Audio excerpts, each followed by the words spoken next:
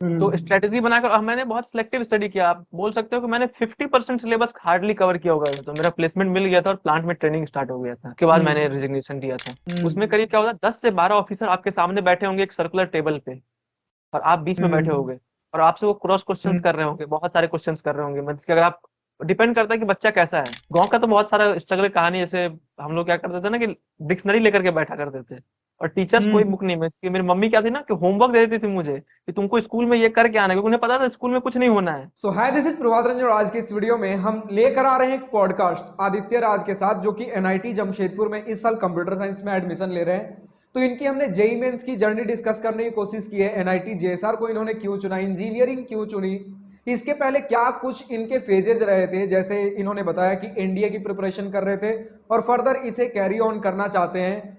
तो क्या कुछ एनडीए के बारे में इनके पास जितनी नॉलेज थी हमने लाने की कोशिश की आप सभी के पास, और काफी कुछ मिला हमें जानकारी। इसी के साथ इन्होंने टाटा स्टील का एक अप्रेंटिस एग्जाम आता है, जिसे आप जस्ट 10th के बाद अप्रेंटिस का एग्जाम दीजिए, फिर उसके बाद उनका अप्रेंटिस का 1-2 साल का प्रिपरेशन होगा, उसके बाद जॉब लग जाता है। तो ये जॉब वाले फेज तक चले गए। उसके बाद क्या कुछ रीजन रहा कि जॉब छोड़कर इन्होंने जेई मेंस की प्रिपरेशन की, और उसके बाद एनआईटी जेएसआर सीएसई इन्हें मिला भी। तो बहुत कुछ चीजें हमने डिस्कस की हैं इस पॉडकास्ट में, तो वही अभी हम डिस्कस कर रहे होंगे। थोड़ी देर में मैं हट जाऊंगा और आराम से उनकी बातें सुनिएगा, हमारी बातचीत हो रही होगी। बट पॉडकास्ट जस्ट सुनने से पहले कुछ चीजें मैं कहना चाहता हूं कि आप पूरा देखिए, ठीक है, अच्छी बात है। लेकिन अगर इससे आपको लगता है कि जैसे अभी अगर आपको कुछ हेल्प मिलता है, तो अगर आप चाहते हो आपके पास भी कुछ ऐसा इंफॉर्मेशन है जो आप दे सकते हो, अपार्ट फ्रॉम आपका जेई मेंस हो गया या फिर बोर्ड एग्जाम में आपने कुछ नंबर, इससे हट कर कुछ जॉब रिलेटेड कुछ आपके पास इंफॉर्मेशन हो, आपने कुछ अचीव कर रखा हो, कुछ बढ़िया लेवल का कंपटीशन जैसे जीसॉक आपका हो गया, कुछ भी ऐसा, कुछ ऐसा अगर है आपके पास, तो आप मुझ तक रीच आउट करिए। या तो आप मेरे यूट्यूब के कमेंट सेक्शन में लिखकर बता सकते हो, बट उसे लास्ट प्रायोरिटी पे रखिएगा। फर्स्ट प्रायोरिटी पे आप क्या रख रहे होंगे, तो डिस्क्रिप्शन में जाइए, मेरे सोशल मीडिया हैंडल्स के लिंक मिल जाएंगे। प्रायोरिटी पर मुझे इंस्टाग्राम या फिर लिंक्डइन पर मैसेज कर सकते हो, नहीं तो मेरा जीमेल आईडी भी मिल जाएगा डिस्क्रिप्शन में ही। बिजनेस इंक्वायरी सेक्शन में मेरा जीमेल आईडी है, वहां आप मुझे मेल भी कर सकते हो। बट इंस्टाग्राम और लिंक्डइन को ज्यादा प्रायोरिटी पे रखिएगा। तो अगर आपके पास कुछ है ऐसा, या फिर आपके नजर में कोई ऐसे व्यक्ति हैं, तो प्लीज मुझ तक पहुंचाइए। आपको तहे दिल से मैं इनवाइट कर रहा हूँ, क्योंकि जरूरत है हमें आपके एक्सपीरियंसेस की, आपके जर्नी को सुनने की। तो चलिए अब चालू करते हैं पॉडकास्ट के साथ। तो हमारे साथ बैठे आदित्य राज, जो कि एनआईटी जमशेदपुर कंप्यूटर साइंस में एडमिशन ले रहे हैं।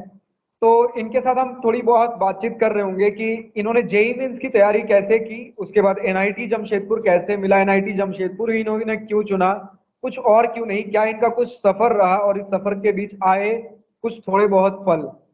तो चलिए स्टार्ट करते हैं। आदित्य को मौका देना चाहूंगा कि अपनी जर्नी जेई मेंस से अभी तक की थोड़ी सी ब्रीफ में बताइए। जर्नी स्टार्टिंग से अगर बात करूं, मेरा पढ़ाई जो है वो स्टार्टिंग गांव में हुआ था। वहां तक मैंने 5 तक पढ़ा था। उसके बाद फिर मैं जब शहर शिफ्ट हुआ, तो यहाँ पे दयानंद पब्लिक स्कूल है साक्षी जमशेदपुर में ही। वहाँ मैंने हम्म। 12th तक पढ़ाई की। तो 10th में क्या था ना कि मैं स्टेट टॉप 10 में मेरा रैंक था, 98% मार्क्स थे। 12th में भी फिर हम्म। 96.75% मार्क्स थे। और फिर मेरा क्या था कि यहाँ पे एक बहुत फेमस होता था जमशेदपुर में कि अप्रेंटिस, टाटा स्टील अप्रेंटिस करके। तो मेरा 12th जब हम्म। था तब वो भी चल रहा था मेरे साथ। मेरा ट्रेनिंग भी था, 9 घंटे की ट्रेनिंग होती है, मेरा वो रहता था रोज का। तो उसके साथ हम्म। मैंने तैयारी किया था, लेकिन जेई मेंस कभी सोचा नहीं था। मीन्स जेई मेंस मेरा टारगेट लिस्ट में कभी था ही नहीं। 12th तक, 12th तक था कि एनडीए की तैयारी करना है। एनडीए मैंने किया था तैयारी, तो रिटर्न निकल गया था, 3-4 बार निकला है, 3-4 मैंने दिया। एसएसबी में नहीं हो पाया था क्वालिफाई। लेकिन जब पहली बार हम्म। नहीं हुआ ना, तो उसके बाद फिर जो है मैंने सोचा कि अब कुछ तो करना होगा, क्योंकि अप्रेंटिस में तो नहीं रहना, यहाँ प्रमोशन बहुत स्लो है। तो फिर हम्म। जो है वो मैंने वर्क किया जेई के बारे में, मतलब थोड़ा रिसर्च विसर्च किया, ऐसे तैयारी शुरू कर दी बस मजे में। ऐसा कोई मूड नहीं था कि करना ही है, कॉलेज जाना है। तो 1 साल ड्रॉप हम्म। लिया, ड्रॉप लेकर के तैयारी की, तो उसमें जो परसेंटाइल अच्छा गया, 98.88 थे। तो फिर एनआईटी हम्म। जमशेदपुर मिल गया, सीएससी मिल गया था। तो आपने जो परसेंटाइल बताया, बहुत लोग 2 साल 3 साल 4 साल भी प्रिपरेशन कर लेते हैं। कितने लोग तो 10th से ही चालू कर देते प्रिपरेशन, किसी को पता होता है। फिर भी जो परसेंटाइल आपने बताया, बहुत लोग वहां तक आते आते थक हार जाते हैं। आपने अचानक से जेई मेंस के बारे में सुना, ड्रॉप लिया और इतना बढ़िया परसेंटाइल, मजाक मजाक में तो नहीं होता। तो क्या कुछ खास कुछ स्ट्रेटेजी आपने। अपनाई हाँ, हो? स्ट्रेटेजी बोले तो बहुत ज्यादा थी, बताते हैं। जैसे क्या था ना कि मेरा एक दोस्त है प्रतीक करके, वो क्या हम्म। है ना कि एनआईटी इलाहाबाद में सीएस में लास्ट ईयर गया हुआ था। तो उसका हुआ, तो हम्म। मैंने उसका देखा था, उसका मेरे बगल में बैठा था अप्रेंटिस में, वो भी था, 99.6 परसेंटाइल लाए थे उसने। तो हम्म। मैंने उसे देखा तो मैंने सोचा कि मेरे बगल वाला जब बच्चा कर सकता है 99.6, तो मैं भी ट्राई तो कर ही सकता हूँ। उसके भी 12 में 96% थे, परसेंटेज बराबर, हम्म। मतलब नॉलेज तो बराबर था। तो फिर मैंने उसे हम्म। देख के पढ़ना चालू किया, तो फिर उसने गाइडेंस दिया, तो उसका गाइडेंस बहुत हेल्प करता था। जैसे पीवाईक्यू लगाना है, अभी देखो क्या है कि टाइम कम था, तो पीवाईक्यूज केवल सॉल्व करना है, बुक से रीडिंग बिल्कुल, मतलब उतना टाइम नहीं रहता था हम लोग के पास, नोट से पढ़ना है, फिजिक्स वाला से पढ़ना है, ये सब गाइड उसने किया था मुझे। तो हम्म। स्ट्रेटेजी बनाकर मैंने बहुत सिलेक्टिव स्टडी किया, आप बोल सकते हो कि मैंने 50% सिलेबस हार्डली कवर किया होगा। पूरा 12 11 12 का 50% सिलेबस ही कवर किया मैंने। लेकिन मैंने जो किया हम्म। वो अच्छे से किया, और मैंने चुना था किसको कवर करना है, मीन्स कि मैंने यूट्यूब पे बहुत सारे वीडियोस से ऑप्ट किया था, मैंने सिलेक्टेड स्टडी हम्म। किया था। स्ट्रेटेजी बस हम्म। यही था, यही करना, रिवीजन रेगुलर रहना था, बस यही सब स्ट्रेटेजी था। तो कोई कोचिंग नहीं ली थी आपने? नहीं, कोचिंग ऑफलाइन कोई कोचिंग नहीं, कभी नहीं। और उसके बावजूद भी इतना बढ़िया परसेंटाइल? परसेंटाइल, काफी काफी लोग दोष देते रह जाते हैं कि ढंग का कोचिंग नहीं मिला, ढंग के कोचिंग में भी अगर मिला तो ढंग के टीचर्स नहीं मिले। तो क्या आपको लगता है जेईई मेंस में सही में इतनी ज्यादा मेहनत करने की जरूरत होती है? इतने सारे रिसोर्सेज, इतने सारे बुक्स जो हम देखते हैं, एचसी वर्मा भी लगा लो, ये डीपीपी, वो मॉड्यूल, सब कुछ लगा लो, क्या इतनी जरूरत होती है? या फिर एक फोकस डायरेक्शन में चले, थोड़ा सा मटेरियल ढंग से करे और हो जाता है? हाँ बिल्कुल, ये जो सेकंड बात बोला ना आपने, बिल्कुल सही यही है। अच्छा, अब अगर आप देखो 11 का सिलेबस बहुत ज्यादा होता है, एक साल में कवर करना मीन्स डिफिकल्ट होता है, और आप उसमें सोच रहे हो कि हम्म। मैं स्कूल बुक करूंगा, जो डीपीपीज हम्म। वगैरह है वो लगा लूंगा, मॉड्यूल लगा लूंगा, एचसी वर्मा, ये सब हाइपोथेटिकल बातें लगती है। शुरू में अच्छा लगता है, क्रेज रहता है कि अरे वाह, सीनियर बन गया हूँ, अब तो एकदम मेहनत करना है। लेकिन ये पॉसिबल ही नहीं, इतना आप नहीं कर पाते हो। तो इसीलिए क्या हम्म। है ना कि आपको एक एक वे चुनना होगा, उस पर फोकस रहना होगा कि मेरा ये तरीका है, मैं इसी से जाऊंगा। अब जो 100% जहां अंतिम तक जाना है, अंतिम में अब इसी को छोड़ना है। जैसे मैंने चुन लिया कि मुझे फिजिक्स वाला से ऑनलाइन क्लासेस करने हैं, और साथ में मुझे हम्म। पीवाईक्यू सॉल्व करने हैं, तो मैं बस उसी हम्म। पे स्टिक रहा, कभी कोई बुक नहीं, अदर देन दैट कोई बुक नहीं। पीडब्ल्यू के भी मैंने कोई बुक खरीदा नहीं था कभी भी, कोई मॉड्यूल नहीं, हम्म। और बुक्स को रिफर ही नहीं किया लास्ट ड्रॉप ईयर में। ऐसा समझ सकते हो, बस खाली पीवाईक्यूज, ओनली पीवाईक्यूज। तो इसलिए मैंने जो एक प्लान बना लिया, जो प्लान मैंने सीनियर से पूछा, ऐसा नहीं खुद बनाया था, मतलब मेरे सीनियर जिसने बताया, प्रतीक, उसने मुझे बताया था, तो मैं उससे स्टिक हो गया था कि अब यही करना, अब जो होगा 100% खत्म हो जाएगा, जब जेक प्रिपरेशन फिर एनालिसिस करेंगे कहाँ गलती हुई। अच्छा, यहाँ मैंने कुछ स्टूडेंट को देखा है, बोलते हैं पीडब्ल्यू बेस्ट कोचिंग है, वो बेस्ट, अन अकेडमी बढ़िया है, वेदांतु बढ़िया है। क्या कुछ ऐसा लगा कि पीडब्ल्यू से काफी बहुत ज्यादा हेल्प हुई हो, या बस एक ऐसा कि एक ऑर्गेनाइज्ड कंटेंट मिल गया, वो कहीं से भी मिल जाता, मैं पढ़ लेता? लोगों के बीच एक पीडब्ल्यू का क्रेज आ गया, कुछ वैसा है? आपको लगा कुछ कि पीडब्ल्यू नहीं नहीं, होता तो शायद सिलेक्शन नहीं होता? बिल्कुल, डेफिनेटली यही मुझे लगा, क्योंकि मेरे से सर थे ना टीचर्स वगैरह पीडब्ल्यू में ऑनलाइन क्लासेस में, मुझे लगता है हम्म। कि उनसे बेस्ट टीचर्स तो मुझे मिल ही नहीं सकता, और उन वो थे, इसीलिए मैं इतना कर पाया एक साल में। उनके ऐसा हम्म। एक्सपीरियंस, मतलब कि इनऑर्गेनिक में ना उन्होंने बता दिया था कि यहाँ यहाँ से हम्म। पढ़ना है, पूरा ये नहीं पढ़ना है। एक सर थे रोहित सर, केमिस्ट्री के सर, ऑर्गेनिक के, इतना अच्छा हम्म। लगता था केमिस्ट्री, ऑर्गेनिक केमिस्ट्री अब मैथ्स हो गया है, उसको रिएक्शन हम्म। मैकेनिज्म वगैरह समझना। तो मैं समझता हूँ कि अगर टीचर्स एक्सपीरियंस थे, बहुत एक्सपीरियंस थे यहाँ पे टीचर्स, इसका हम्म। बेनिफिट मुझे मिला, मैंने उनके एक्सपीरियंस का पूरा यूज किया, तो मुझे लगता है कि नहीं, इसका बेनिफिट था कि पीडब्ल्यू एक बेटर मुझे लगा। आप किसी से जाओ, हो सकता है, ऐसा नहीं है, मैं नहीं बोल रहा हूँ कि कोई और से जाओगे तो नहीं होगा, हो सकता है, बट मुझे एक बेटर लगा, उनका एक्सपीरियंस जो है ना उनका, मैं उसका मैंने पूरा यूज किया था। अच्छा, तो मतलब यहाँ पीडब्ल्यू वेदांतु अन अकेडमी कुछ नहीं होता, टीचर्स हैं जो हैं, अब वो टीचर दूसरे प्लेटफॉर्म पे चले जाए, तो मुझे लगता है ऐप और प्लेटफॉर्म से ज्यादा टीचर्स को सेलिब्रेट किया जाना चाहिए। टीचर्स के एक्सपीरियंस पे बहुत डिपेंड करता है। एक सर और थे, रोहित सर, सॉरी, ये आशीष सर, मैथ्स के, उनका हम्म। मैथ्स बहुत स्ट्रांग कर दिया था, मैथ्स में मेरे 99 परसेंटाइल आया। हम्म। मैथ्स और फिजिक्स दोनों में 99 परसेंटाइल थे। तो हम्म। ये उनकी वजह से, मैं बोलता हूँ मैथ्स उनकी वजह से बस इंप्रूव हुआ, इतना आसान नहीं था मैथ्स इंप्रूव करना, क्योंकि जेई के क्वेश्चन हम्म। मैथ्स के थोड़े टफ लेवल के होते हैं, मैंने देखे हैं। केमिस्ट्री हम्म। रिपीट हो जाते हैं, बट मैथ्स थोड़े टफ लेवल के होते हैं। एडवांस में भी मेरा जो आया था, रैंक आया था, तो हम्म। एडवांस में रैंक के लिए मैथ्स में मेरे अच्छे खासे कुछ बने थे स्कोर, अभी याद नहीं है, बट तो उसके लिए मैं उनको ही थैंक्स करना चाहूंगा। चलिए ठीक है, ऑनलाइन माध्यम से आपने उन्हें भी थैंक्स कर दिया। अब मुझे ये बताइए कि अब जो आपका परसेंटाइल है एनआईटी जमशेदपुर सीएसई तो मिल गया, ठीक है, बट और भी कुछ ऑप्शंस मिल रहे होंगे, जैसे त्रिची वारंगल में भी, जो कि टॉप के एनआईटी हो गए आपके, तो वहां पर छोटे ऑप्शंस भी, मतलब बहुत छोटे नहीं लेकिन फिर भी ठीक ठाक ऑप्शन मिल रहे होंगे, तो आपने वो क्यों नहीं प्रेफर किया? कंप्यूटर साइंस वहां नहीं मिल रहा था, मेन ये था। मतलब मुझे क्या है ना कि कंप्यूटर साइंस ये था क्योंकि मैंने कोडिंग जो है ना वो स्टार्टिंग से की। हम आईसीएसई से थे तो 11 12 से हमें 10th से हमें कोडिंग सिखा दिया जाता है। और कोडिंग एक था जो आप भी मुझे आईसीएसई इंटरेस्ट। से थे? हाँ आप आईसीएसई भी से था। आईसीएसई से थे? मैं भी हाँ। आईसीएसई से था। अच्छा। तो वही था, चलिए। कोडिंग से इंटरेस्ट मतलब अच्छा लगता था। कोडिंग मैंने कोर्स भी किया है, जावा पे मैंने पूरा सीखा हुआ है, अभी सी प्लस प्लस सीख रहा हूँ, तो मुझे इंटरेस्ट आता है कोडिंग करने में। तो ये था। और हम्म। कंप्यूटर साइंस का जो देखा आजकल की मार्केट में डिमांड भी ज्यादा है। और हम्म। एनालिस्ट सीनियर से भी कांटेक्ट किया, उन्होंने भी बोला कि कंप्यूटर साइंस ले लो तो बेटर रहेगा एक, आज के मार्केट को तो देखते हुए। किसी ने ये आपको पता है कि जैसे एनआईटी त्रिची वरंगल से या फिर थोड़े नीचे भी चले जाए तो इलेक्ट्रॉनिक्स भी अगर ले ले तो वहां भी कोडिंग का स्कोप है, थोड़ा हो सकता है इससे और बढ़िया कॉलेज मिल जाता, या फिर मुझे सिर्फ कंप्यूटर साइंस ही चाहिए था? हाँ ये कंप्यूटर साइंस ही चाहिए था। 4 साल मुझे अच्छे से पढ़ाई भी करनी है, मीन्स जो करिकुलम में है, साथ में कोडिंग भी करनी है। तो वो एक बेटर हम्म। आपको कम मुझे लगता है कंप्यूटर साइंस में मिल पाता है, क्योंकि आप पहले ही फील्ड से रिलेटेड जुड़े हुए हो ना। तो एक हम्म। बेटर आपको एज रहता है आपका। अगर मान लीजिए आप सिविल में हो, तो क्या है कि आप हम्म। सिविल का पढ़ रहे हो, कोडिंग से जीरो रिलेशन है, बट फिर भी सामने आप प्रैक्टिस कर रहे हो। बट मुझे क्या है कि नहीं, हम्म। ठीक है, थोड़ा बहुत लिंक क्लास में भी चाहिए, मुझे सीखना है, मुझे इसमें ही कुछ ग्रो करना है, इसमें ही मुझे डेवलप करने से मुझे मजा आता है, कोडिंग करने में, वेब डेवलपमेंट सब में। वेब यार मुझे लग रहा है ना, मेरा जस्ट वहां सेकंड कॉपी बैठा हुआ है उधर।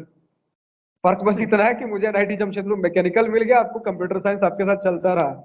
मैं भी 10th तक आईसीएसई से था और उसके बाद 11 12 मेरा सीबीएसई हो गया।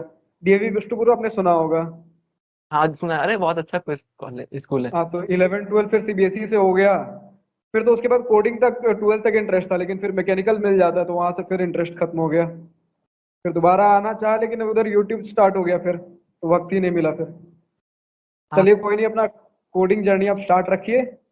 और थोड़ा बहुत अब यहाँ मैं थोड़ा सा टॉपिक स्विच करना चाहूंगा। मैंने आपका मेन देखा था ना, टाटा अप्रेंटिस, तो इसके बारे में मुझे काफी क्यूरियोसिटी आई। बस मैंने सुन रखा था, मेरे कुछ फ्रेंड्स ने टाटा अप्रेंटिस किया, बट आपने ऑलरेडी कर रखा है, तो आपसे मैं और थोड़ा डीप में जाकर पूछूंगा कि सबसे पहले आपने इस टाटा अप्रेंटिस का नाम सुना कैसे और कहाँ? मेरे पापा टाटा स्टील में ही काम करते हैं। तो हम्म। उन्होंने बताया था कि अप्रेंटिस ज्वाइन कर लो, एग्जाम आया था उसका, तो मैंने फॉर्म भर दिया था। तो एग्जाम में हो ये गया था कब की बहुत बात है? आसानी से। आ, ये कब की बात तब है? मैं तब मैं 12 में था, 2021 की बात है ये। अच्छा। तो मैंने फॉर्म भर दिया था ऐसे, और इंटरव्यू था, तो इंटरव्यू भी आसानी से निकल गया, कुछ ज्यादा दिक्कत हुई नहीं। तो ज्वाइन कर लिया। हम्म। मीन्स कि क्या था ना कि मेरे पास एक सेफ ऑप्शन था, क्योंकि देखिए जेई के बारे में सोच नहीं रखा था। मेरा मेन तो हम्म। एनडीए था। तो एक था कि चलो हाथ में कुछ है, करता हूँ मेहनत इस हम्म। पे रख करके, तो इसलिए मैंने ज्वाइन कर लिया था, बस साइड वाइज चल रहा अपना। हम्म। तो आपका जब मेन फोकस एनडीए था, आपने टाटा अप्रेंटिस भी किया, क्लास 12 का भी चल रहा है, थोड़ा बहुत जेई भी साइड बाई साइड, तो इतनी सारी चीजें एक साथ कभी बर्डन नहीं लगी? और क्लास 12 स्कूल लाइफ भी थोड़ा चिल करना ही, क्योंकि वो दोबारा आएगा नहीं फिर। क्लास 12 हमारे समय में क्या था ना कि कोविड हुआ था। क्लास 12 अच्छा, मतलब ऑनलाइन कि वाला। नहीं, मतलब क्या था ना कि 6 महीना तो ऑनलाइन हुआ था, लेकिन फिर लास्ट में स्टार्ट हो गए थे सेशन, तो 6 महीना ऑफलाइन था। तो हम्म। 6 महीना जो ऑनलाइन था ना, मैंने उसका यूटिलाइजेशन किया इतने सारे काम को करने के लिए एक साथ। और मुझे पढ़ाई में एक्चुअली थोड़ा मजा आता है, मतलब मैंने देखा है कि मुझे इंटरेस्ट आता है, तो मैं डिफरेंट डिफरेंट काम एक साथ कर लेता हूँ, अच्छा लगता है। तो टाटा अप्रेंटिस के लिए तो अलग जाना पड़ता होगा ना उनके कंपनी में, तो या क्या था ऑनलाइन ना, हुआ? उन्होंने नहीं, उन्होंने शुरू के 2 महीने ऑनलाइन कराए थे। हम्म। तो उसमें कुछ ट्रेनिंग हुआ था, लेकिन फिर आपको ट्रेनिंग करने के लिए वहां जाना होगा ना, तो उसको उन्होंने फिर रिपोर्ट कराया था। तो जब मेरे एग्जाम्स चल रहे थे 12 के, तब उससे 2 3 महीने पहले उन्होंने मुझे बुला लिया था कि आप रिपोर्ट करो वहाँ पे। तो वहाँ फिर हम्म। सर लोग सपोर्टिव थे, जो सीनियर मैनेजर लोग थे ना, वो लोग सपोर्टिव थे। उन्हें बोलता था कि सर 12 का एग्जाम है, तो थोड़ा लीव चाहिए, बस एग्जाम देने के लिए लीव मिलता था। हम लोग के पास उसमें हम्म। शायद 7 लीव होते थे, मीन्स की 7 लीव को मुझे यूज करना था खाली एग्जाम्स देने के लिए। 7 एग्जाम्स है तो सात हम्म। लीव 7 एग्जाम तो 7 लीव। उसके साथ ही फिर आपको इधर एनडीए पर भी फोकस करना है, काफी सारी चीजें। चलिए ठीक है, आपको पढ़ने में इंटरेस्ट था, तो मुझे और थोड़ा बताइएगा, टाटा अप्रेंटिस से बेसिकली कितने दिनों का होता है और उसके बाद जॉब अपॉर्चुनिटीज क्या हैं? टाटा अप्रेंटिस 2 साल का ट्रेनिंग होता है बेसिकली। हम्म। और फिर उसके बाद क्या है ना कि आपको जॉब टाटा स्टील में ही डिफरेंट प्लांट्स उसमें प्लेसमेंट दे दिया जाता है। हम्म। तो मेरा प्लेसमेंट भी हो गया था, मैंने ऑलमोस्ट कंप्लीट कर लिया था 1.5 ईयर, तो उस पर प्लेसमेंट मिल जाता, तो मेरा प्लेसमेंट मिल गया था और प्लांट में ट्रेनिंग स्टार्ट हो गया था। उसके बाद मैंने हम्म। रिजिग्नेशन दिया था। कितना सैलरी क्या होता है, किस तरीके का जॉब रोल होता है? जैसे अगर आप ट्रेनिंग कर रहे हो ना, जैसे मैंने 2 साल किया तो उसका स्टाइपेंड 7,000 होता है। लेकिन अगर आप हम्म। जब मान लीजिए ज्वाइन कर लेंगे तो बेसिक कुछ 20 से 25 के बीच में लाई करता है। उसके अच्छा। अलावा आपको सब अलाउंस वगैरह भी मिलते हैं और कुछ रूम क्वार्टर और मेडिकल फैसिलिटी फ्री मिलती है टीएमएच में। हम्म। और अगर जॉब जॉब रोल के बारे में बात करें तो ऐसा है कि वहाँ पे बहुत सारे ट्रेड होते थे, जैसे ऑपरेटर हो गया, मैकेनिकल हो गया, फिर आपका इलेक्ट्रिकल हो गया। तो मैं हम्म। ऑपरेटर से बिलोंग करता था, तो बेसिकली मेरा रोल ये था कि मशीन्स को ऑपरेट करना, टाटा स्टील में जो भी मशीन्स चल रहे हैं उनको हम्म। ऑपरेट करना, कंट्रोल रूम सबसे। हम्म। तो लाइफ कैसी रहती होगी? अभी आपने काम तो किया नहीं था, हम्म। आपको तो बस पोस्टिंग मिली थी। तो अब कंपनी के अंदर का ऐसे माहौल कैसा होता है? मैं तो कभी गया नहीं कंपनी में, तो कंपनी के अंदर का माहौल कैसा है? मतलब क्या वहां भी हमें बच्चे जैसा ट्रीट किया जा रहा होता है, या फिर चले गए तो एक वर्कर के जैसा, मतलब थोड़ा रिस्पॉन्सिबिलिटी आ गया, थोड़ा इसे और रिस्पॉन्सिबल पर्सन समझो, बाबू की तरह ना बुला रहे हो इसे, किस नहीं, तरीके का माहौल कंपनी में होता है? जाने के बाद जब तक ट्रेनिंग होता है, मैंने कुछ ट्रेनिंग में तो मुझे मतलब स्टूडेंट की तरह ही ट्रीट किया गया, क्योंकि वहाँ पे तो सब अभी मेरे 17-18 साल की उम्र के थे। बट लेकिन जब हम्म। आप चले जाते हो ना प्लांट के अंदर, तो फिर वहां पे आप हम्म। नहीं ट्रीट होते उस तरह। आपको फिर जो एकदम स्ट्रिक्टली, मतलब कि सीनियर्स आपके जो है ना वहां पे उतने कोऑपरेट नहीं करेंगे, क्योंकि उन्हें खुद का हम्म। प्रमोशन का चिंता है। वहाँ प्रमोशन बहुत डिले है टाटा स्टील में, मैंने ऐसा देखा है कि हम लोग के लिए जो था ग्रेड था NS4 पे ज्वाइनिंग था, उसमें प्रमोशन हम्म। बहुत स्लो था। तो फिर आपको उतना, फिर आपको कोई हेल्प नहीं, आपको अगर पूछने भी जाओगे ना कुछ डाउट कि सर मेरा ये डाउट है क्लियर कर दो, नहीं कोई नहीं, ऐसा हम्म। बहुत कम। सर लोग भी बता देते हैं, ऐसा प्लांट में जाओगे तो कभी ये सब हेल्प कभी किसी से नहीं मिलेगा। हम्म। तो अगर मान लेते हैं, ये टाटा अप्रेंटिस कब कब दे सकते हैं, मतलब कितने सम, जैसे आपने बोला 12th में भी दे सकते हैं, और मुझे लगता है शायद 10th के जस्ट बाद भी दे सकते हैं। 10th तो के बाद देते कब हैं। तक दे सकते हैं? 10th के कब बाद दो कब साल तक दे एक्चुअली सकते हैं? अपॉर्चुनिटी मिलता है। 2 साल अपॉर्चुनिटी मिलता है, कुछ एज लिमिट शायद है, लेकिन मेरा क्या था ना, मेरे पापा टाटा स्टील में थे, तो मेरे लिए हम्म। रिलैक्सेशन था 25 साल तक। तो इसलिए मैंने कभी ये हम्म। सोचा नहीं कितना एज लिमिट है, लेकिन कुछ 2 साल है शायद, मुझे इतना। अच्छा। तो मतलब जितना मुझे लग रहा है, तो आपने जॉब जो ड्रॉप किया होगा टाटा स्टील अप्रेंटिस का, वो मुझे लगता है जेई मेंस की वजह से तो किया नहीं होगा। जेई मेंस में ड्रॉप ले रहा हूँ क्योंकि आप जेई मेंस को लेकर सीरियस नहीं थे, आप सोच रहे थे एनडीए में शायद कुछ बढ़िया मिल जाए, हम्म। यही रीजन था। फिर एनडीए करते करते, एनडीए आपने 4 बार दिया, हम्म। कब से दे रहे हो एनडीए का एग्जाम?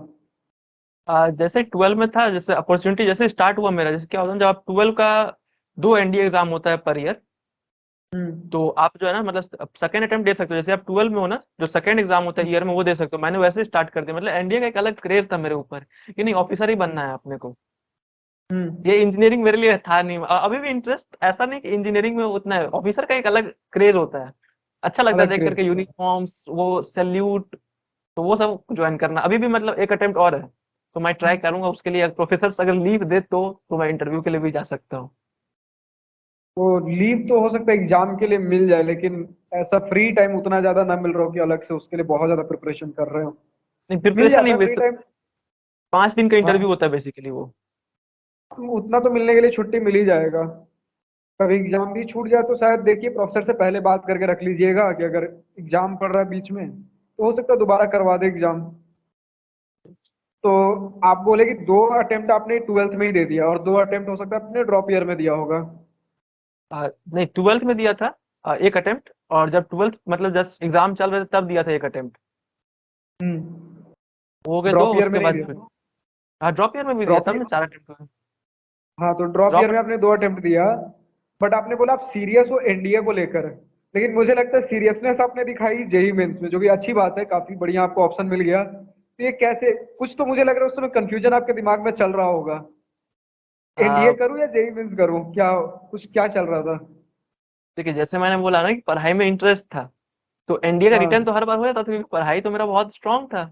और जेई भी हम्म। पढ़ाई का है तो पढ़ाई स्ट्रांग है, लेकिन इंटरव्यू में क्या होता है ना, आप केवल पढ़ाई के बल पे नहीं जा सकते। वहां पे इंटरव्यू एक अलग ही टाइप का, आपने शायद सुना भी होगा, थोड़ा बहुत हम्म। पर्सनैलिटी। और एक्चुअली मेरे साथ प्रॉब्लम ये हुआ ना कि मैं एनडीए को इसलिए अटेम्प्ट करना चाहता था ना कि मैं अपने आप को ग्रो हम्म। करना चाहता हूँ, मैं चाहता हूँ कुछ सीखूं। मैं कि ऐसा था ना कि 10th तक मुझे बहुत अंडर कॉन्फिडेंट था, शायद अगर कहीं बोलने कोई बोल देना तो हालत खराब हो जाती थी, कहीं बोल नहीं सकता था। और मुझे लगता था कि एक टॉपर होकर के अगर कॉन्फिडेंस नहीं दिला सकते एजुकेशन सिस्टम, तो फिर ये गलत है, मुझे ऐसा लगता था। हम्म। इसलिए मैंने एनडीए का मेन अटेम्प्ट, ये मोटिव ये था ना, मुझे इस पे वर्क करना है, मुझे अपने पर्सनैलिटी पे वर्क करना है, इम्प्रूव करना है, और इससे बहुत इम्प्रूवमेंट हुआ था। फिर मैं बाहर के एक्स्ट्रा करिकुलर एक्टिविटीज में बहुत सारा पार्टिसिपेट किया है। एनडीए की इंटरव्यू में लगभग आप 4 बार रिजेक्ट हुए, तो बताइए कि इंटरव्यू में किस तरीके का प्रोसेस, पहले एनडीए में सिलेक्शन प्रोसेस क्या होता है, क्या क्या चीजें होती है? पहले आपको रिटर्न देना होता है, रिटर्न क्वालिफाई कर लेते हो अगर आप एक बार, तो इंटरव्यू के लिए हम्म। कॉल लेटर आता है।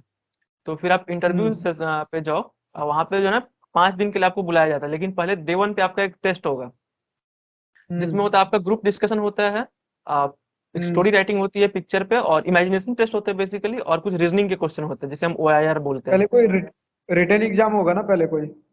हाँ, OIR जो रिटर्न एग्जाम हो गया ना ये। अच्छा, रिटर्न एग्जाम के बाद कितने दिन बाद रिजल्ट आ जाता है? हाँ, अच्छा नहीं, वो होता है आपका एनडीए का रिटर्न एग्जाम हो गया, उसका रिजल्ट आया। हम्म। फिर आपको एसएसबी के लिए हम्म। कॉल लेटर गया, वहां पर डे 1 पे आपका हम्म। ये सब टेस्ट होता है, पीपीडीटी, OIR और ग्रुप डिस्कशन।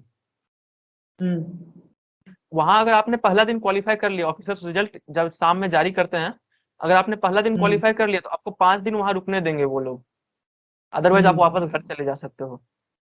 तो आपने पहला वाला क्लियर कर लिया था पहला दिन? हाँ, पहला दिन मैंने क्लियर कर लिया था, 3 बार क्लियर किया था मैंने। पहले वाले में आपने कुछ 3 चीजें बता दी, पीपीडीटी, कुछ आपने 3 चीजें बोली, फिर से आप रिपीट करोगे और बताइए थोड़ा इसमें होता क्या क्या है?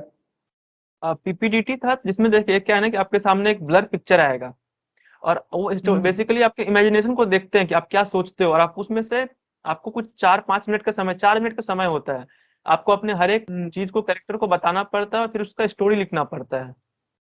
फिर हम्म। उसके बाद जब आपने स्टोरी लिख दिया ना, तो फिर उसी स्टोरी को एक ग्रुप में डिस्कस करना होता है, मतलब कि सभी 10 आदमी रहेंगे, ग्रुप रहेगा, वो डिस्कस करेंगे अपने हम्म। स्टोरी को। और जब स्टोरी हम्म। डिस्कशन होगा ना, तो उसके बाद फिर जो है एक लीडर, कोई मतलब आपको क्या अपने आप दिख जाएगा कि ये बंदा लीडर की तरफ प्रूव कर रहा है अपने आप को।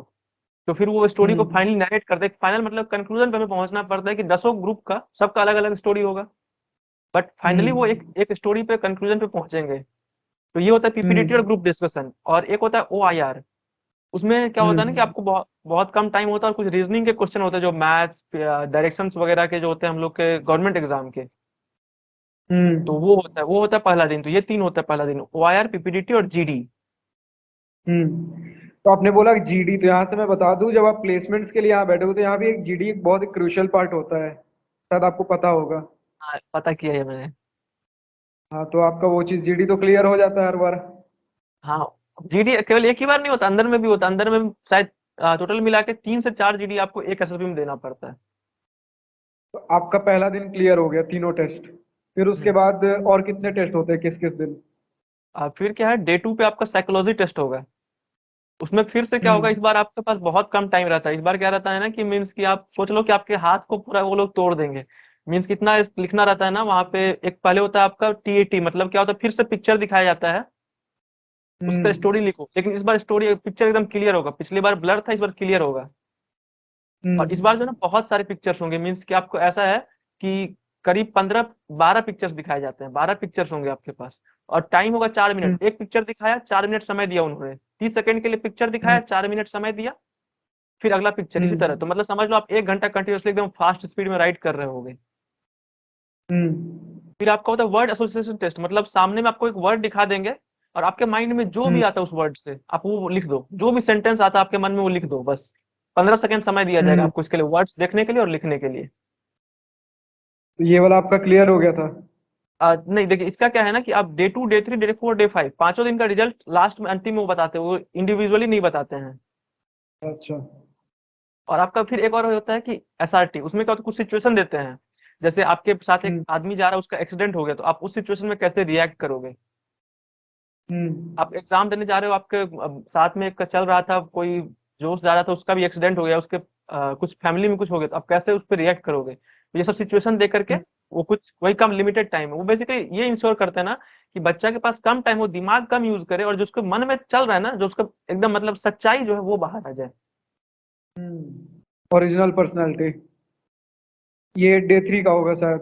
डे 2 का हो गया। डे 2 में ही ये दोनों चीजें हो गई? तीनों तीनों SRT, आपका TAT और WAT। अच्छा, फिर डे 3 में? डे 3 में फिर आपका GTO होता है, मतलब आपका फिजिकल टास्क हो जाएगा। उस दिन क्या होता है, करीब 17 टेस्ट, डे 3 और डे 4 दोनों दिन GTO होता है। तो करीब हम्म। 17 को टेस्ट होते हैं, 17 टेस्ट होते हैं मिला करके ओवरऑल। जो आपका एक हम्म मतलब जो ऑफिसर होगा, वो ऑफिसर ही होता है, जो भी टेस्ट लेते हैं वो सभी ऑफिसर ही होते हैं। तो वो हम्म जो है आपका मीन्स फिजिकल टास्क कराएंगे, उसमें आपको बहुत कुछ होगा, running, exercise, group activity. Means क्या होगा ना, 10 आदमी का ग्रुप बना दिया जाएगा और उसे कुछ टास्क दे दिया हम्म जाएगा चैलेंजेस के साथ। रस्सी, हम लोग को हम्म मतलब होता है कि रस्सी दे दिया जाता है, बोलते हैं इस रस्सी का यूज करके तुम्हें एक जगह पास करना है, कुछ एरिया रहता है उसे पास करना है, हम्म लेकिन आपको पैर जमीन पे नहीं रखना, अपने सारे 10 मेंबर को लेके जाना होता है। हम्म। तो इस तरह बहुत सारे टास्क, बहुत फनी एक्टिविटीज होते हैं, मतलब मजा बहुत आता है। तो क्या इसके लिए बहुत ज्यादा फिजिकल स्ट्रेंथ या फिर कुछ फिजिकल प्रैक्टिस की जरूरत होती है? हाँ, फिजिकल प्रैक्टिस अगर आपका हो तो बेटर है, क्योंकि एक ऐसा टेस्ट होता है जिसमें कि 3 मिनट मिलते हैं और 10 आपके हम्म पास टास्क होते हैं जो करने होते हैं। मतलब फिजिकली आपको रोप क्लाइंबिंग हो गया, फिर आपको जो है वो हम्म वहां पे रनिंग रनिंग का काम आता है, फिर आपको टाइगर लीप हो जाता है, जंपिंग हो जाता है। तो वहां थोड़ा जरूरत पड़ता हम्म। है, आपके पास फिजिकल होना तो अच्छा रहता है। जैसे हम सुनते हैं आर्मी के सिलेक्शन में जाइए तो रनिंग में ही बहुत सारे लोग छट जाते हैं, तो नहीं, क्या वैसा उतना रनिंग नहीं एक्सटेंसिव होता है। होता है? नहीं नहीं, वैसा रनिंग नहीं होता है। वो बहुत नॉर्मल, मीन्स कि अगर आप अच्छा, रोज 1 किलोमीटर 2 किलोमीटर वॉक कर लेते हो ना, तो आप कर लोगे, उतना कर सकते हो। ये डे 3 हो गया सम अप। हाँ, डे 3 और डे 4 दोनों दिन ये होता है। मतलब जीटीओ के 17 टेस्ट है ना, तो आधा एक दिन होगा, आधा दूसरा दिन होगा। अच्छा, और फिर डे 5 को क्या होगा? नहीं तो क्या होता है ना, डे 3 डे 4 में आपका मॉर्निंग में ये काम होता है और इवनिंग में आपका इंटरव्यू चलता है। कि हर एक कैंडिडेट का मतलब अच्छा। पहले से फिक्स रहता है शेड्यूल। आपको इंटरव्यू ऑफिसर बुला करके आधा घंटा से 1 घंटा इंटरव्यू चलता है आपका। और फिर हम्म आपने जब इंटरव्यू दे दिया तो फिर आपका डे 5 में कॉन्फ्रेंस होता है। उसमें हम्म करीब क्या होता है, 10 से 12 ऑफिसर आपके सामने बैठे होंगे एक सर्कुलर टेबल पे, और आप बीच में बैठे हम्म होंगे। और आपसे वो क्रॉस क्वेश्चंस हम्म कर रहे होंगे, बहुत सारे क्वेश्चंस कर रहे होंगे। मतलब कि अगर आप, डिपेंड करता है कि बच्चा कैसा है। अगर मान लीजिए उन्हें पता है कि हम्म रिकमेंड नहीं होने वाला, तो उसे तुरंत भेज देंगे। और लगता है थोड़ा सा हम्म। डाउट होता है कि बच्चा रिकमेंड हो सकता है, तो उस पर बहुत सारे क्वेश्चंस दागे जाते हैं। ऐसे ऐसे बच्चे थे जो आधा घंटा तक रूम में बिता के आए थे। एक बच्चे पे 10-12 ऑफिसर्स? 10 12 ऑफिसर्स। मतलब एसएससी के नाम पे यूपीएससी का इंटरव्यू हो गया। वही पूरा। और एसएसबी ऑफिसर में इंटरव्यू का नाम एसएसबी होता है। तो उसमें आपको लगता है मतलब हाँ। अच्छा फील आता है, मीन्स कि आपको क्या होता है ना कि बहुत तमीज से पेश आना होता है वहां पे, क्योंकि सभी ऑफिसर्स जो है ना बहुत स्ट्रिक्ट। और उस दिन क्या होता है, आप ऑफिसर्स के लिए एक सेरेमनी होता है, कॉन्फ्रेंस मतलब एक सेरेमनी होगी एसएसबी सेंटर में। पहली बार आप उस दिन हम्म किसी ऑफिसर को यूनिफॉर्म में देखेंगे, उससे पहले सभी सिविल ड्रेस में रहते हैं। उस दिन हम्म सब सेरेमनी होता है, यूनिफॉर्म में आते हैं उस दिन। तो उस दिन जो है ना आपको बहुत डिसिप्लिन वे में बिहेव करना होगा। हर दिन डिसिप्लिन नहीं रहते हैं, बट उस दिन एक्स्ट्रा रहना होगा। आपको जैसे सैल्यूट हम्म करना होगा, सैल्यूट तो नहीं, लेकिन आपको ग्रीट अच्छे से करना होगा। जब आप जाओगे 17 ऑफिसर, सबको लाउडली ग्रीट करना होगा, गुड मॉर्निंग या जो भी आप विश करना चाहते हो, जय हिंद। और बहुत हम्म सरी तरीके से बैठना होता है वहां पे, मीन्स कि आपका पैर वैर हिलना नहीं चाहिए। उस दिन थोड़ा सा आपको नर्वसनेस हो जाता है। तो आपने डे 1 तो क्लियर कर लिया था, तो पांचों दिन रहे ही होगे वहां पे। हाँ हाँ। तो खाना पीना कैसा रहता है खाना उस पीना पांच बहुत दिन के? अच्छा। बहुत अच्छा, वो लोग को ऑफिसर्स मतलब कैंडिडेट का मेस होता है वहां पे। तो वो लोग हम्म वहां सर्व करते हैं, लेकिन सबसे अच्छा लगता है एकदम, मतलब आप देखोगे ना तो आपको बहुत अच्छा फील आएगा। सब एकदम डिसिप्लिन्ड। मीन्स क्या है ना कि सब खाने के लिए जाएंगे तो एकदम ड्रेसअप होकर के अच्छे से जाएंगे। ऐसा नहीं कोई शॉर्ट्स में बाहर निकल गया या फिर कोई चप्पल में बाहर निकल गया, नहीं, ऐसा नहीं होता है। और सब एक टाइम से जाएंगे, वहां पे एक टाइम होता है, अगर आप टाइम में मिस कर गए तो आपको खाना नहीं मिलेगा फिर वहाँ। आपका भी ड्रेस होता था वहां पे? हाँ, मीन्स की ड्रेस इन द सेंस क्या वहाँ पे होता है कि आप फुल कुछ पहनो, मीन्स कि ऐसे शॉर्ट्स में नहीं घूम सकते हो, इस टाइप का। और और मैंने कुछ सुना है, कुछ white shirt, white T shirt और एक वाइट पैंट लेकर जाना होता है, हाफ पैंट। वो एक्चुअली होता है कि आपको जीटीओ जो है ना, वो हर एक चीज का ड्रेस कोड है। साइकोलॉजी का तो कुछ हम्म ड्रेस कोड नहीं है, बट जीटीओ का है कि जीटीओ में आप व्हाइट शर्ट और व्हाइट हाफ पैंट में उस दिन आ सकते हो। आ सकते नहीं, मतलब हम्म कंपलसरी होता है। और इंटरव्यू के लिए होता है कि आप पूरा एकदम फॉर्मल जाओ, फॉर्मली पूरा एकदम, उसमें इनफॉर्मल नहीं। एक बार तो मेरे साथ ऐसा हुआ था ना कि वाराणसी ऑफिसर ने मुझे डांट दिया था कि तुम कोट पहन के क्यों नहीं आओ, ठंडी है। मतलब ठंडी था उस टाइम पे, अभी हाल ही में इसी ईयर था, जनवरी में। तो बहुत ठंडी था और मैं कोट लेके गया नहीं था, जाना भूल गया।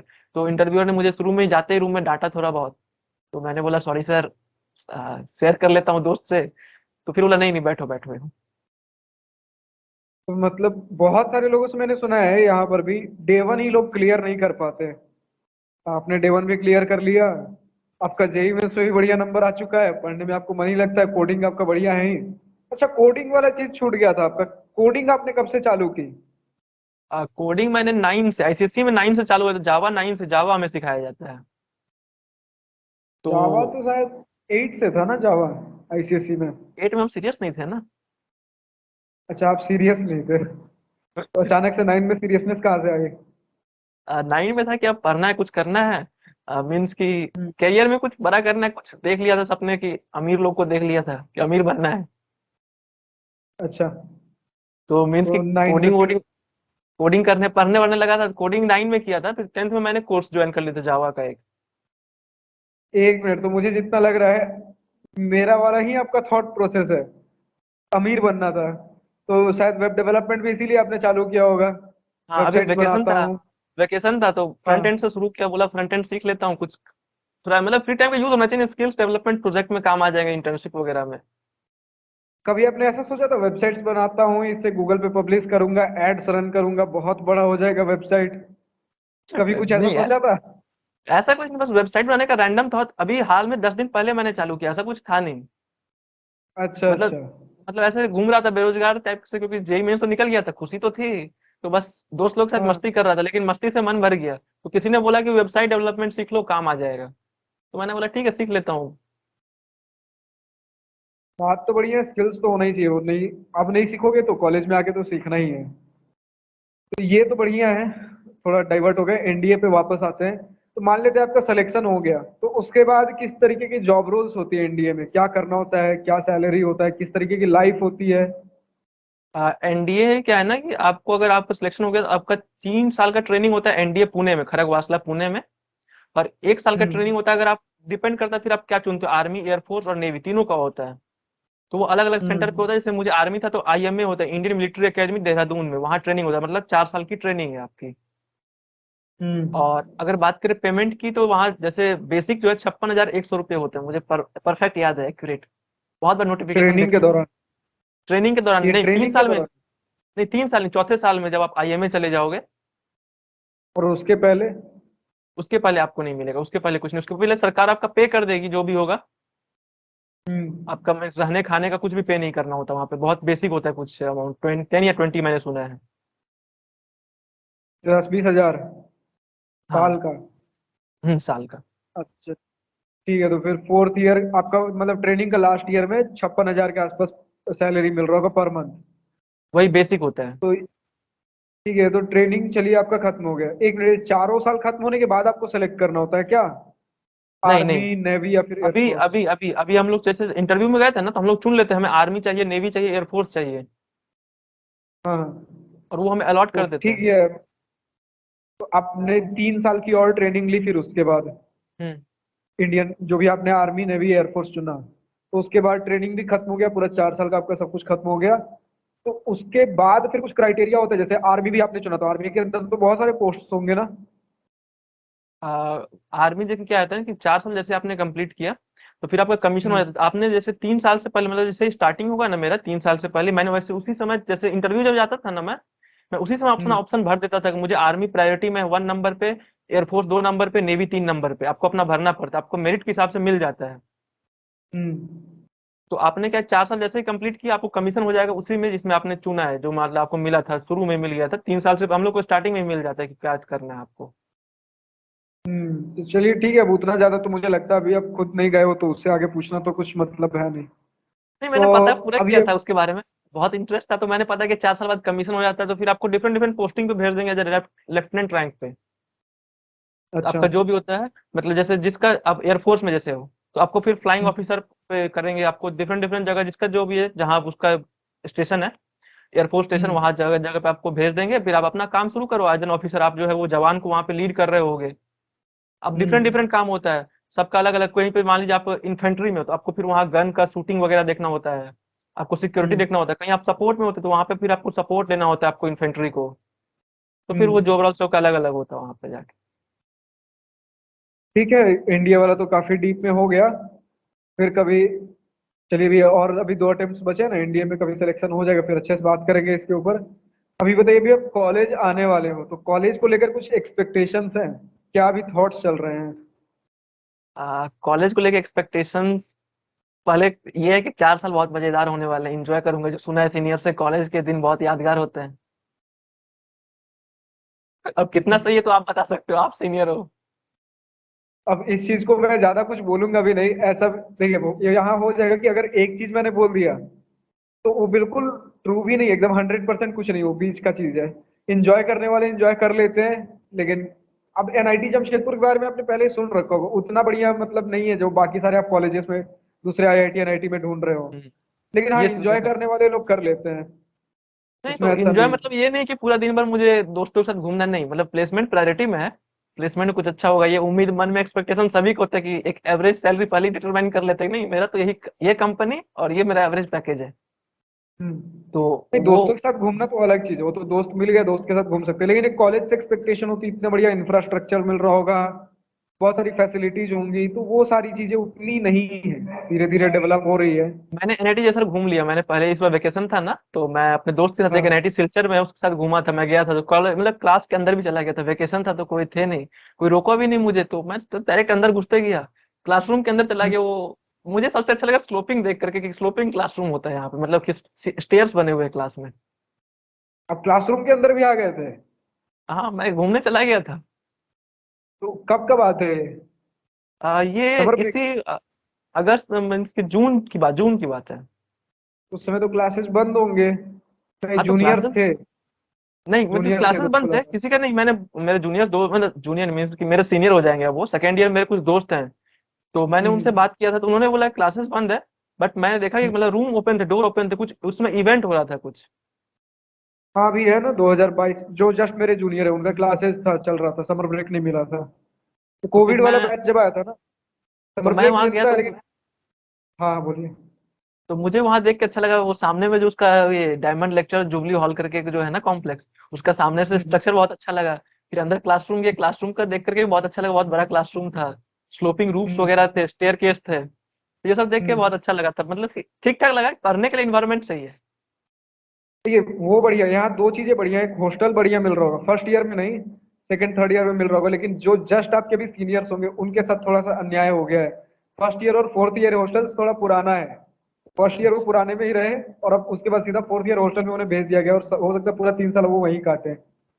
देखिए, आपके लिए तो उम्मीद है कि अब आप आ रहोगे फर्स्ट ईयर के बाद नए वाले हॉस्टल में आओगे, मुझे अच्छा उम्मीद है अच्छा। आपने सारा देख लिया होगा क्या क्या चीजें हैं। हाँ, यूट्यूब पे मैंने जितने वीडियोस थे ना सब खत्म कर डाले हैं, मैंने देख लिया। पहले एक्सपेक्टेशंस पे आदमी का ये रहता है ना, मैथ अच्छा होना चाहिए, तो स्पोर्ट्स का हम्म। होना चाहिए। जैसे मैंने देखा फर्स्ट ईयर में टेबल टेनिस का भी कुछ था, तो ये सब देख के अच्छा लगा कि अच्छा चलो रात में पढ़ते पढ़ते अगर बोर हो गए, रूममेट को लेके जाना है और वहीं जाकर के खेलना है उसके साथ। तो अब कुछ मुझे बता दीजिए, आपका बचपन के बारे में कुछ बता दीजिए। बहुत लोग बोलते हैं कि शहर में रह रहे हो या फिर एक बहुत ही प्रिविलेज्ड जैसा आपका बैकग्राउंड रहा है, तो ही कुछ बहुत सारी चीजें आपको मिल रही होती है, कुछ ऐसा है क्या?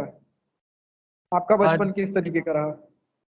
बचपन थोड़ा सा बोल सकते हैं कि बचपन क्या था ना कि गांव में, मैंने बताया ना, मेंशन किया गांव में था 5 तक, तो आप समझ ही लेते हम्म। हो कि गांव का एजुकेशन सिस्टम मतलब सरकारी स्कूल में मैंने पढ़ा हुआ है, तो आप समझ ही ले हम्म। सरकारी स्कूल क्या होती है। क्योंकि हम्म। वहाँ पढ़ाई के नाम पे तो कुछ नहीं होता, टीचर्स आकर के खुद के काम कर रहे होते हैं वहाँ पे।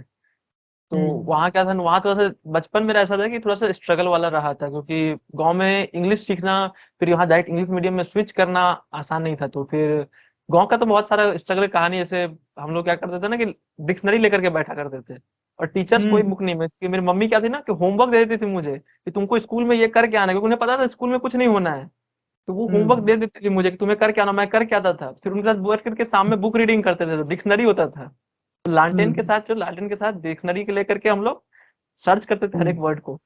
तो बचपन कुछ ऐसा हम्म। ही था, बचपन थोड़ा सा स्ट्रगलिंग फेज था, मीन्स की थोड़ा सा दिक्कत था बचपन में। मतलब यहाँ जो मुझे लग रहा है सबसे ज्यादा जो रोल प्ले किया है पेरेंट्स ने किया है, क्योंकि यूजुअली जब मैं गांव जाता था गर्मी छुट्टियों में, तब गांव का ऐसा कुछ माहौल होता था कि अगर गांव में खेत है, खेत है आपके गांव में? हाँ बिल्कुल, अरे बहुत। बिहार है तो खेत तो होगा ही। तो हाँ ऐसा होता था, मैं जितना देखता था गांव के लोग हैं सरकारी स्कूल में पढ़ रहे हैं, तो वो यूजुअली पेरेंट्स के साथ कभी खेत पे काम में जा रहे होंगे, कभी कहीं जा रहे होंगे, बहुत कम, शायद ना के बराबर देखने को मिलता है कि गांव के पेरेंट्स इतना ज्यादा सपोर्ट कर रहे हो स्टूडेंट्स को कि अरे तुम गांव में पढ़ाई देखिए, पे फोकस पता है करो। ना क्या होता है वहां पे, केवल ना सरकारी स्कूल जो होता है उसका काम होता है खाना खाने के लिए जाना। मीन्स खाना की ऐसा खाने के होता है लिए। कि दिन में आप खाना खाने मिलता है मील, वो जाने खा लो और फिर अपने काम पे चले जाओ, जो भी खेत में काम है, या स्विमिंग हम्म। जो मतलब तालाब होता है, वो होता है वहां तालाब होता है, जाके नहाओ। ये नहर बोलते हैं ना? हाँ हाँ, हो सकता है अलग अलग रीजन्स में अलग अलग बोलते हो कुछ। हाँ, नहीं नहर हम लोग के साइड में बोलते हैं। ठीक है, बोलिए, आगे बोलिए। तो वही है, बस वही काम है आपका। फिर हाँ, बैल वैल अगर मतलब गाय वाय कुछ है तो उसे भी लेकर के नहाने लेके चल जाओ। तो ऐसा, लेकिन मेरे साथ हम्म। ऐसा कभी कुछ नहीं हुआ, मतलब बचपन से ये सब चीजों इन्वॉल्व रहा ही नहीं। मतलब पेरेंट्स ऐसा थे ना कि पापा पहले ही शहर आ गए, खुद को स्टेबल किया, जॉब लिया, फिर मुझे भी हम्म लेके आके आ गया, मेरी बहन भाई बहन जो है उन्हें भी लेकर के आ गए। तो मीन्स हम लोग गाँव हम्म में कभी आज तक मुझे ये सब कभी करने की जरूरत पड़ा नहीं, और ना ही कभी पेरेंट्स ने बोला कि तुम्हें इसमें हेल्प करने की जरूरत है। तो मुझे पता है, अब जब मैं इतना बड़ा हो गया हूँ, सबसे बेस्ट पार्ट मुझे यही लगता है, आपके पेरेंट्स के उस समय एज क्या ही रही होगी। अब जब अभी आप कितनी 25-26 साल की एज रही होगी ज्यादा से ज्यादा, हम्म। तो सोचिए कितने मेच्योर होते हैं वो लोग। अभी हमारी एज क्या है, आपकी भी 19-20, तो 19 के आसपास हो ही गई होगी। हाँ, 18 के क्रॉस हुई जस्ट। ठीक है, 18-19। अब सोचिए 6-7 साल में वो लोग कितने मच्योर हो जाते होंगे कि मतलब बाकी सारे जो लोग कर रहे हैं उसी समय, हम जो आज के डेट में बोलते हैं मैट्रिक्स से escape करना, इन सारे हम्म। बैरियर्स को तोड़ना, वो सारी चीजें उस चीज से ऊपर उठकर बाकी सारे लोग अपने बच्चों को भेज रहे हैं खेत में काम करो, लेकिन हर चीज को देखते हुए कि नहीं मैं अपने बच्चों को पढ़ाऊंगा ही। क्योंकि शुरू के आप जो 1-2 साल 3 साल जो एक फ्रेम कर देते हो अपने बच्चे की लाइफ, वहीं से फिर हम्म। बहुत सारी चीजें आगे की डिसाइड हो जाती है। वहाँ मतलब पेरेंट्स का पापा पापा मतलब बताते थे कि पढ़ना है, हमें इसकी रूल रूटीन रूटीन शुरू में बहुत स्ट्रिक्ट था, अभी भी आदत है, अभी तो छूट गया, लेकिन 7 बजे मतलब कॉपी लेके किताब लेके बैठ जाना होता है। 5-6 क्लास में हम्म उसको अगर नहीं दिखे तो फिर दिक्कत हो जाती है घर में। फिर हाँ, वो हर घर का है। अब तो जेई के टाइम वो छूट ही गया होगा, जेई के टाइम होगा कि माँ बोलती होगी थोड़ा सा बेटा आराम भी कर लो, कुछ ऐसा हुआ हाँ, था ये क्या? जेई के टाइम में एक्चुअली क्या था ना कि रात में आपको एक्चुअली मैं बताता हूँ कि 3-4 घंटे सोना मेरा था, क्योंकि आप 9 घंटे हम्म ट्रेनिंग कर रहे हो, आपको पढ़ना है हम्म जेई के लिए भी, क्योंकि मैंने ट्रेनिंग तो छोड़ा नहीं था, 9 घंटे है, तो आपके पास हम्म 24 घंटे ही दिन में है, 15 घंटे बचे आपके पास पढ़ने को। आप हम्म उसमें 15 घंटे में थोड़ी पढ़ोगे, सोएगो भी तो 3-4 घंटे, अगर आप 8-9 घंटा सो ही गए तो फिर आने जाने का हम्म जेई का कंपनी का वो सब होता है, तो इसलिए 3-4 घंटे हमेशा सोता था। ऐसा होता था कि हम्म रात भर पढ़ रहा है, सुबह 5 बजे सोया, 8 बजे उठा फिर ट्रेनिंग। ऐसा भी दिन हम्म। थे थोड़े से ठीक है, मजा आता है, अब याद करके लगता है अच्छा, अरे मैंने उखाड़ा है कुछ। हाँ, ये बात तो है। तो स्टीव जॉब्स का एक बहुत फेमस डायलॉग था कि कोई भी चीज अगर हम लाइफ में करते तो बर्बाद नहीं होता, पुराने सभी डॉट्स कहीं ना कहीं जाके जुड़ते हैं और उसका रिजल्ट हमें बाद में दिख रहा होता है। तो हम्म। आपको ऐसा लगा, अब जैसे चलिए एनडीए की प्रिपरेशन तो आप अभी भी कर रहे हो, एनडीए दोबारा दोगे ही, भगवान करे आपका निकल जाए, जो भी all the thank best you. मेरी तरफ से। बट टाटा अप्रेंटिस जो आपने किया उसे तो आपने छोड़ दिया, तो क्या लगता है अभी भी आपने कुछ वहां ऐसा सीखा जो आगे लाइफ में मदद कर सके, या फिर अभी आपने कुछ चेंजेस उसके वजह से आए हो? जेई क्रैक किया वहां की वजह से, कैसे? क्योंकि मैंने मेंशन किया प्रतीक के बारे में। प्रतीक कहाँ मिला मुझे, तो वो रांची का दोस्त था मेरा, रांची से आया था, वो तो अप्रेंटिस में हम्म ही मुझे मिला ना, वहां पे दोस्त तो वहां पे बना था हम लोग का बॉन्डिंग। हम्म तो एक जेई क्रैक करने का मैं मेन रीजन तो वहां पे दे दूंगा कि अप्रेंटिस की हम्म वजह से। फिर स्किल से मैं अगर बात करें तो हाँ, बाहर जाने से कंपनी से मैं पहले ही फेमिलियर हूँ, कंपनी में माहौल कैसा होता है। और टाटा स्टील में हम्म आपने शायद सुना भी होगा कि वहाँ बहुत स्ट्रिक्ट है ये सेफ्टी वगैरह को लेकर के। तो कंपनी इन्वायरमेंट हम्म में कैसा होता है फेमिलियर हूँ उससे, कि लोग वहाँ पे आपको उतने ज्यादा पूछने वाले हैं नहीं कि क्या कर रहे हो, काम हो रहा है कि नहीं हो रहा है, कोई दिक्कत तो नहीं हो रहा है, खुद करना होगा हम्म सब कुछ, सेल्फ डिपेंडेंट बनना होगा आपको। हम्म।